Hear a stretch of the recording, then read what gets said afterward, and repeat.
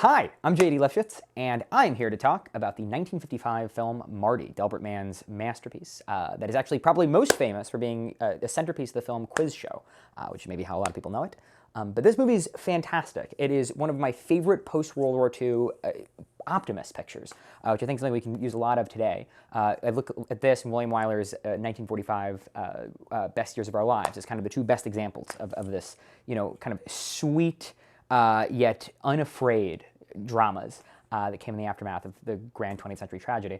And this movie features Ernest Borgnine, who most of you probably know from The Wild Bunch or Norm Macdonald's Dirty Work, depending on when you grew up, in a career standout performance, and Betsy Blair also in the type of romance you didn't see before and that you still generally don't see. And there are many reasons to love this movie.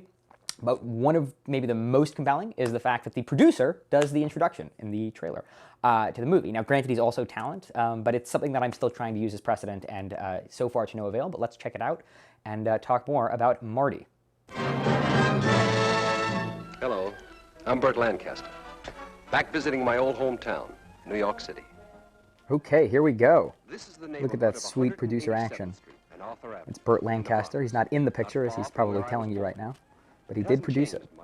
Yeah, this movie actually was originally a television movie, which I haven't seen the television version, but it starred Rod Steiger, which is, I think, interesting. He said no to the final picture. I'm sure regretted it. But Ernest Borgnine really is, I mean, look at him. Look at that guy. This movie is as sweet as his face is in this movie.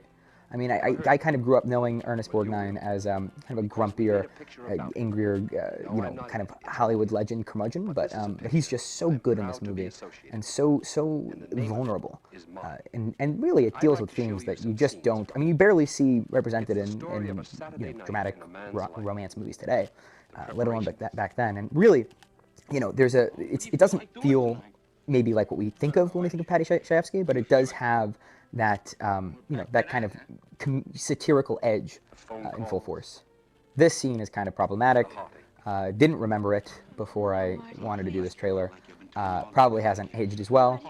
And now we're back to a great moment in the trailer. But I'll actually just play out because it's just so good. The pain, the plain, simple pain.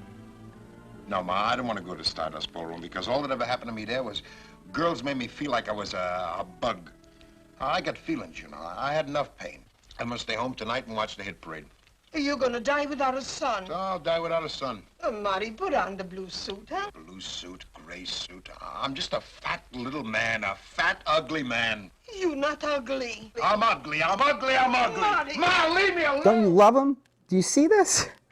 This is a movie. This truly is a movie for anybody. It's sort of like a Frank Capra film in that sense, where like even if you're someone who doesn't like black and white movies or like Billy Wilder's The Apartment, it's a gateway drug into black and white movies. It really is. It's so sweet. It's so moving, and at the same time, it doesn't show you a completely false perspective of reality. It truly feels like a reflection.